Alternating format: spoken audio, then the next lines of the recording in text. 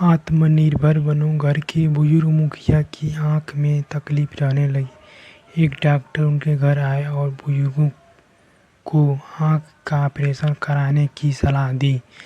उस बुजुर्ग ने कहा, आंख बनवाने में बेकार पैसे खर्च होंगे, परहेज रखना पड़ेगा आदि आदि। मेरी तो ऐसे ही ठीक है। थोड़ी दिन बाद उनकी आंख में ज़्यादा तकलीफ रहने लगी। वो डॉक्टर फिर उनके घर आए, बोले, बाबा अब तो अपने ऑपरेशन करवा लो, नहीं तो बाद में ज़्यादा तकलीफ होगी। वो बोला, मुझे क्या ज़रूरत है, मेरे 4 बेटे हैं, 4 बहुएं हैं, पोती पोते हैं, ये सब मेरी आंखें ही तो हैं। कोई न कोई हमेशा मेरे पास बैठा ही रहता है। एक दिन घर में आग लग गई, सब के सब निकल कर बाहर भाग गए।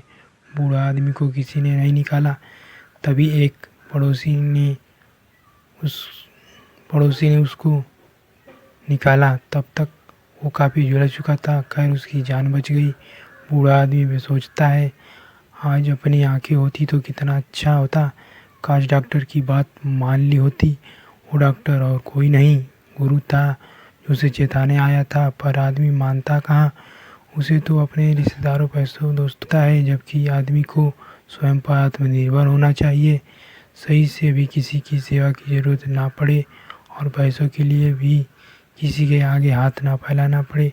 जीवन के अंतिम भाग तक कमाते रहो। भीतरी बातें गहरी बातें, मांगो उसी से जो दे खुशी से, और कहो उसी से जो कहे ना किसी से। नंबर 2, जैसी दृष्टि वैसी सृष्टि। एक गांव में महामारी फैल गई। वहाँ के लोग धंधे पानी की तलाश में दूसरे गांव जाने लगे।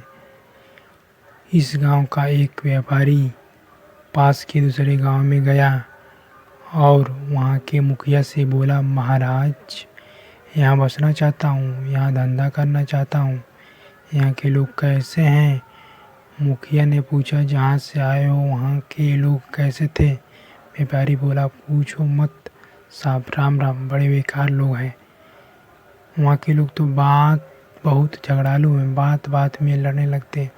मुखिया बोला, तो यहाँ के लोग तो उससे भी बेकार हैं।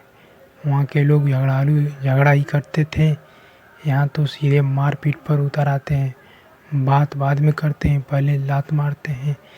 ये व्यापारी इस गांव से आगे चला गया। थोड़ी देर में उसी गांव से दूसरा व्यापारी आया।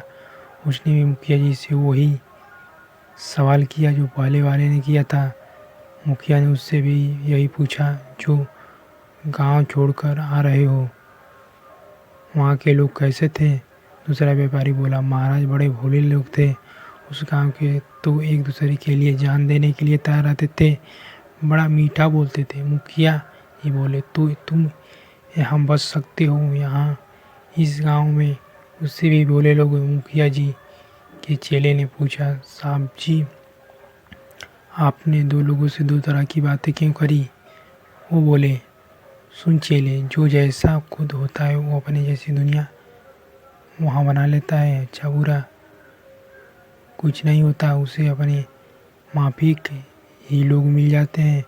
चोर को सारे चोर और शराबी को सारे शराबी नज़र आते हैं। अगर आप में प्रेम भाव है तो आप प्रेमी लोग ही मिलेंगे। सत्संगी को सत्संगी, शक्कर वाले को शक्कर वाले और टक्कर वाले को टक्कर वाले मिल ही जाते हैं। भीतरी बात गहरी बात। ये संसार ऐसी घाटी है, यहाँ जैसी आवाज़ दोगे उसी की प्रतिध्वनि हमें सुनाई देगी।